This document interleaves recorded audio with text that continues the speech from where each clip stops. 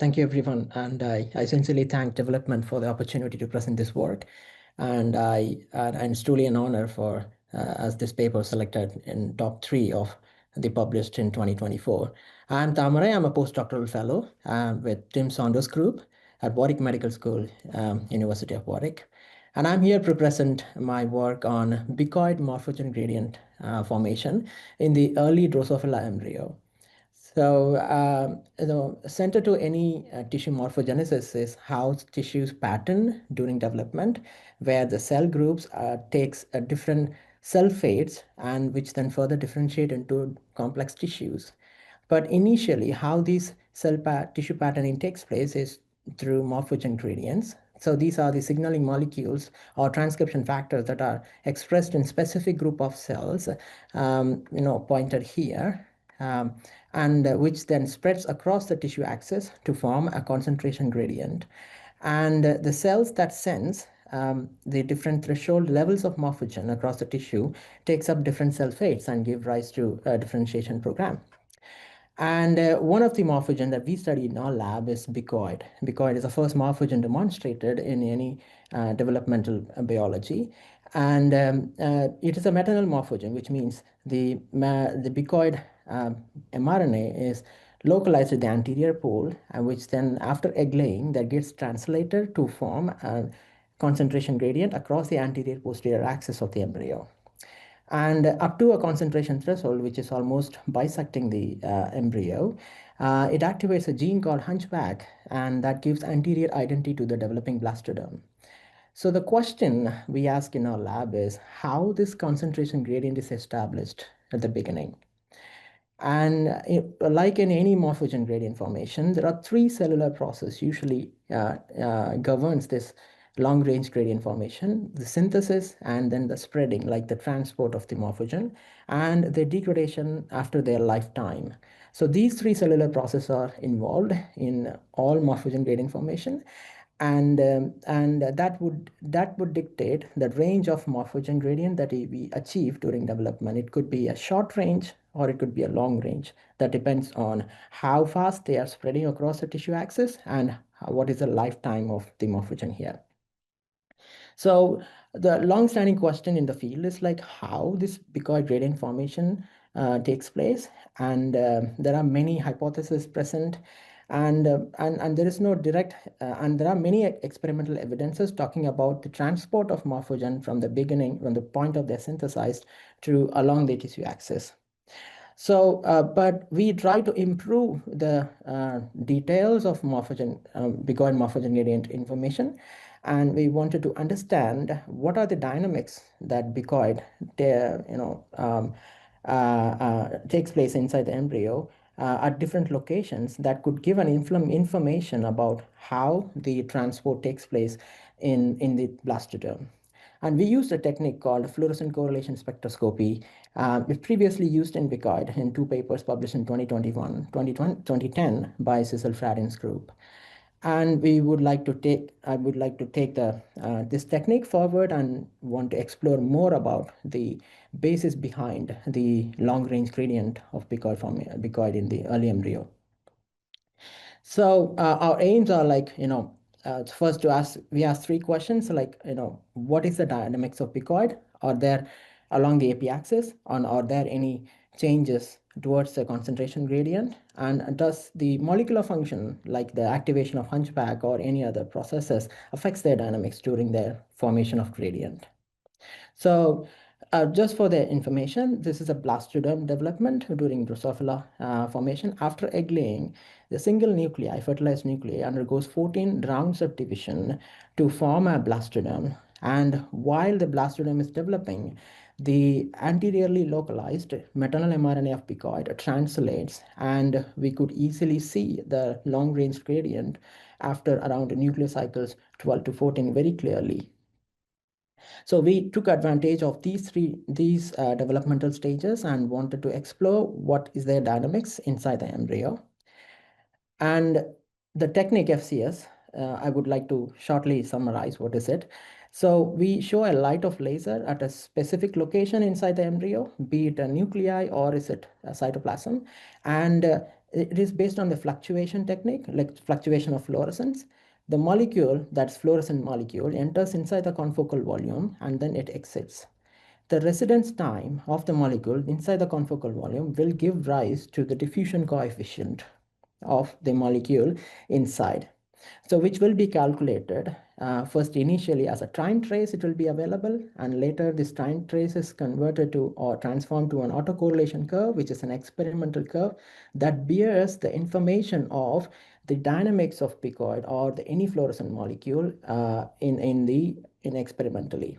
And now this experimental autocorrelation curves are plotted along with the models, theoretical models. So here this is a autocorrelation curve from an anterior cytoplasm, and we fit models with two types of models. One is one particle diffusion model, another one is two particle diffusion model. So imagining that here Bicoid exists in a single dynamic state in a blastoderm, and here Bicoid exists in two different dynamic states, which means one is fast moving species, another one is a slow moving species. So from fitting with an no, theoretical model, what we could clearly find is Bicoid in the cytoplasm exists in two different diffusing species, and this and each would give rise to a diffusion coefficient, which is either d fast or d slow. And what are the fractions of fast fractions present in the cytoplasm and the slow fractions present? And with this equation, we could find out what is the effective diffusion of the molecule inside the blastoderm. So like I said, we took the three different nuclear stages of blastoderm, and we took two different locations, one in the anterior where the Bicoid levels are very high, and in the posterior where their level is lower. And we also looked into how the dynamics are changing in the cytoplasm and in the nuclei, both in the anterior as well as in the posterior, and across the division cycles of nuclear cycle 12, 13, 14.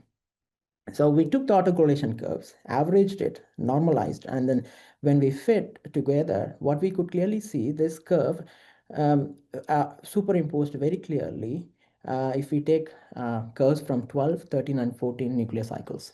So which clearly says that the diffusion dynamics or the dynamics of Bicoid do not change across the nuclear cycles 12, 13, or 14. But when we took the anterior and posterior ACF curves and superimposed, we could clearly see that the dynamics are different compared to the anterior and posterior.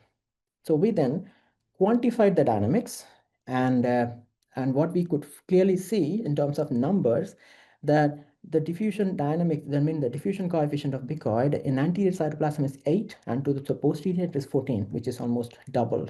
Likewise, even in the nuclei, it is 4 and 8. And the overall quantification says it's almost twofold difference in the diffusion of Bicoid. So, so this clearly indicates that sorry, something's the slides are not changing. Sorry. Yeah. Sorry for this. So yes, so yeah, so here if we take the d fast values, which is like 2 diffusion coefficient, we could clearly see even the d fast values are changing across anterior to posterior. And also if we could clearly see the d slow values, the values are something is happening. Yeah, so sorry, it's changing. So when we compare with nuclei to the cytoplasm, there's almost like a 6-fold reduction in the diffusion value, suggesting that Bicoid as a transcription factor binds to the nuclei, therefore the diffusion coefficient is slowed down inside the nuclei.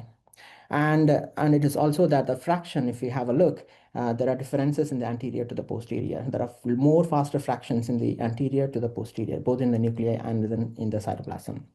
So what it clearly says, there is an apparent difference in the diffusion coefficient of Bicoid from anterior towards the posterior, which means down the concentration gradient, the diffusion changes. We took the same approach. We generated a line, which is NLS EGFP, which is driven by promoter enhancer of Bicoid, and that forms the anterior posterior axis gradient. And when we measure the same, what we could clearly find is the diffusion coefficient did not change. So it is almost it is equal across anterior to the posterior, both in the nuclei as well as in the cytoplasm.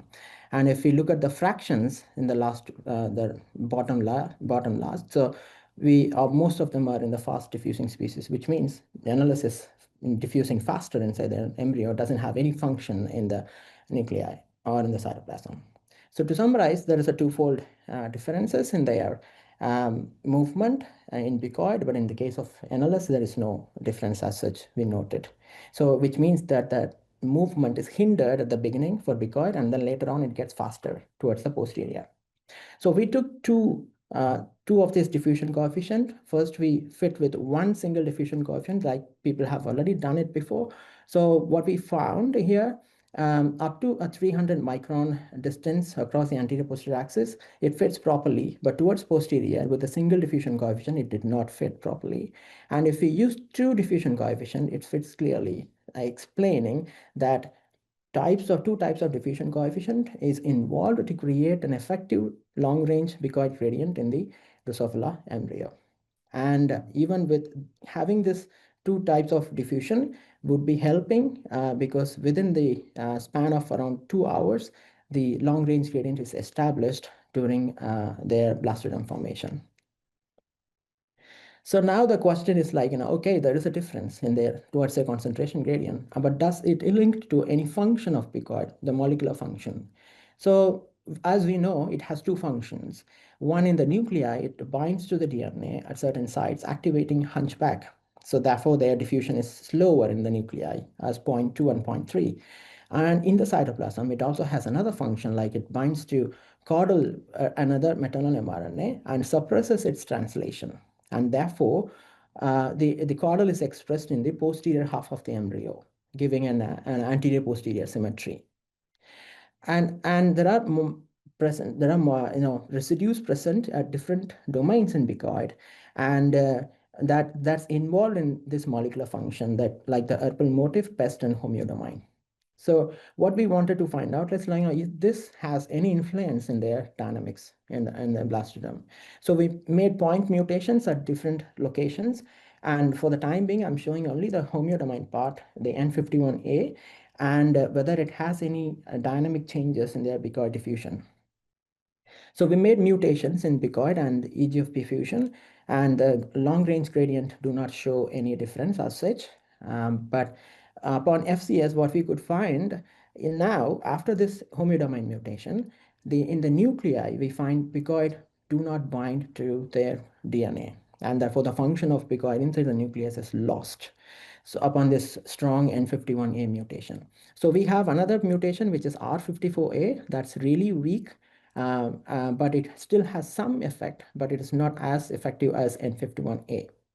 So the quantification clearly tells the story, and this is the effective diffusion coefficient of them. And when we look clearly, the differences in the wild type as well as N51A, the diffusion coefficient is 0.2 to 0.3 at the beginning for the wild type, and for N51A it is 1.2, which is equivalent to that of the cytoplasm. So which means their binding has lost, Bicoid binding is lost in the nuclei.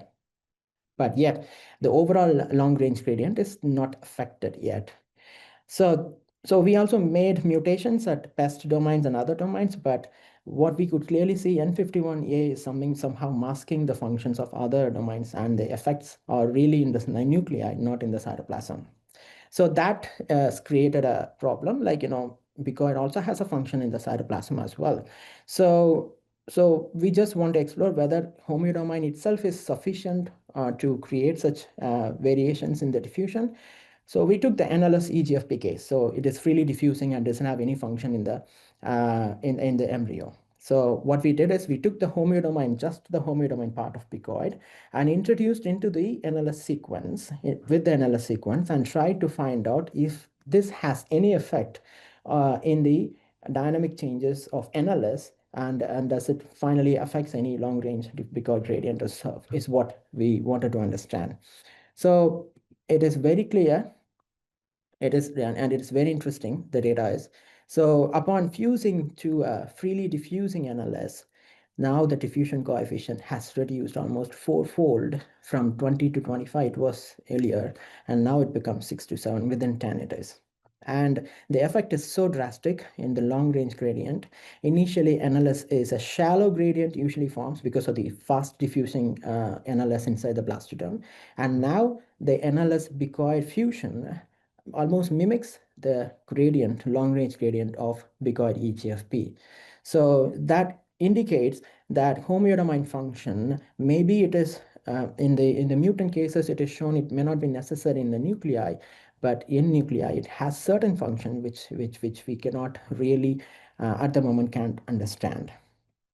And with this, so what we visualized in what is happening in the blastoderm during this long range gradient formation is, so when you have a higher amount of molecules in the anterior half of the embryo, so the number of slower fraction both in the cytoplasm as well as in the nuclei increases. So that's actually hinders the hindering fraction of picoid in the anterior half, whereas the faster diffusing species in the anterior domain, with the diffusion constant of more than 10, they diffuses towards the posterior half. And that's how that's what we achieve this two different types of diffusion coefficients in the bicoid molecule. So that's how the long range is established in the bicoid. So this is what we found out, and this work is a collaborative work among three labs. Our lab in both Mechanobiology Institute, Singapore, and in Warwick Medical School at Simdoc Saunders lab. And the entire FCS work is done in Thorsten's lab in NUS, Singapore, and also in Oxford, Marco Fritz's lab, where we have done all our revision experiments. And I sincerely thank all the facilities and also the funding agencies who funded this project. And finally, the work is started pre-COVID situation in Singapore. It was so tough to carry out these experiments, and then we submitted after COVID. And I'm happy to answer any questions if you have. And thank you. Great, thank you very much. We do have time for questions, so again, please use the Q&A box to type your questions in. While we're waiting for some questions, I'll start off with a couple myself. So my first question is, obviously the gradient varies along the anterior-posterior axis.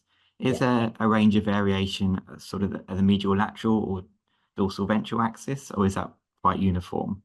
Yes, so that's a good question. Like recently, we are working on a paper we have submitted in another journal, which is a top one.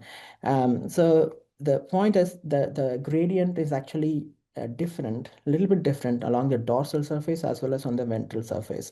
So it's mainly because the spread of mRNA at the anterior pole, it is different between the dorsal and ventral surface. So there is more spread along the dorsal than the ventral surface. Therefore, the steepness of the gradient is different on both sides. So yes, there are some variations. So we now think that it could be because of the source. There's a pointed source as well as a distributed source. The mRNA is slightly distributed, compared to the early blastoderm, which is just after egg-laying. After egg-laying, it is really pointed. It's very localized. But over a period of time, the mRNA also slightly moves, but it's not drastically moved. But there is a small movement or dispersal of mRNA takes place at the beginning, after just slightly later. Yeah. Okay, thank you. And so just to clarify, you have these two different species diffusing at two different rates. Is the model that's explained by the slower species binding to more elements that are sort of anterior specific, or are there any sort of post-translational modifications of the protein that explain the different speeds? Yes, exactly. This is a good question. And honestly, we don't know.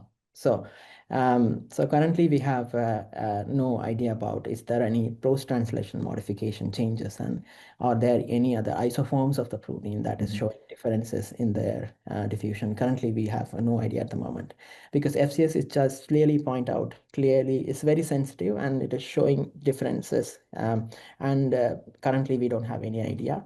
But what I could say is the recent publications really pointed out another behavior of Bicoid. Bicoid can form oligomers. Mhm. So the function is not in a monomeric state. Their functions, both in the nuclei at least, it is in a different oligomeric state when they bind to the locations and activate hunchbacks. So these oligomeric states could make this, dynamic differences in the Bicoid. So that's really possible. So whether such dynamics exist in cytoplasm, we don't know at the moment. Yeah. Okay, thank you. We have a question from Veronica who says, very nice work. Have you observed or considered any anomalous diffusion effects in the FCS data? Yeah, so we have used anomalous model, diffusion model, and even we fitted with three-particle diffusion model. So, and there are many other models which we have tried, and but then we stick to this two-particle model because it explains the data better compared to other anomalous diffusion models. We have also introduced that, but because anomalous diffusion also fits the data from the earlier papers with Fradin's group. They have fitted with anomalous data, anomalous model. Yes, we have tried, but we have shown only the two-particle model, so which fits the story very nicely. Yeah, that could be.